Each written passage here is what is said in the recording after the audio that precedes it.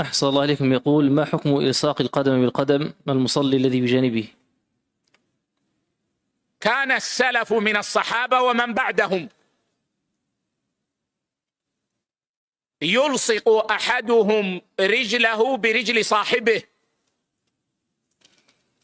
حرصا على تسوية الصفوف، لكن هذا له قيدان.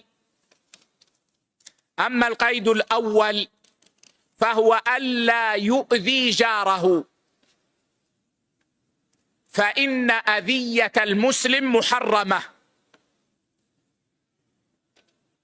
ومن آذى المسلمين في طرقهم استحق لعنتهم، فكيف بمن يؤذي المسلمين في المسجد أو يؤذي المسلم في صلاته؟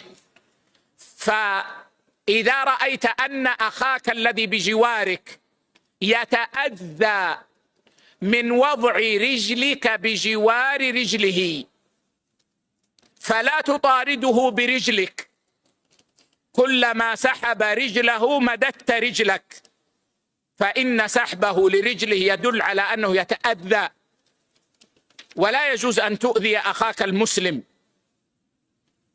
وهذا لا يعدو كونه مستحبا ولا يتجاوز كونه مستحبا، أعني إلصاق القدم بالقدم. والأمر الثاني ألا تخرج رجليك عن مستوى بدنك، لأن التسوية في الأصل هي بالمناكب، فلو فرجت رجليك كما يفعل بعض الإخوة يصبح مثلث، ستبتعد عن الذي عن يمينك والذي عن شمالك من جهة المنكب، وهذا غير مشروع، لأنك لو مددت رجلك اليمنى حتى خرجت عن مستوى بدنك سيكون الذي بجوارك قد ابتعد عن منكبك وكذلك عن يسارك، فلا بد من فقه هذا.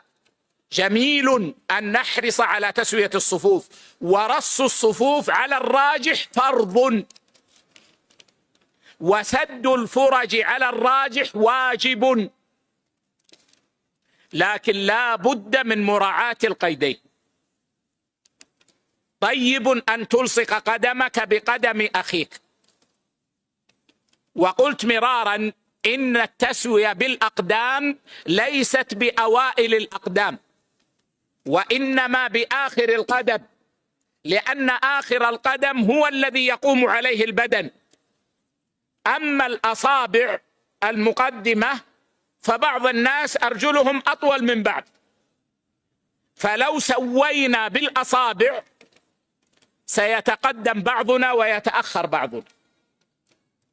فحرص الإمام على تسوية الصف هذا فعل النبي صلى الله عليه وسلم والصحابة رضوان الله عليهم، وتسوية الصفوف ورص الصفوف وسد الفرج الراجح من أقوال أهل العلم أنه واجب، فينبغي على المؤمنين أن لا يتساهلوا في هذا.